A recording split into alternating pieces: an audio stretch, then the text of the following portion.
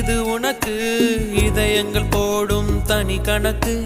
அவள் எனக்கு இவள் உனக்கு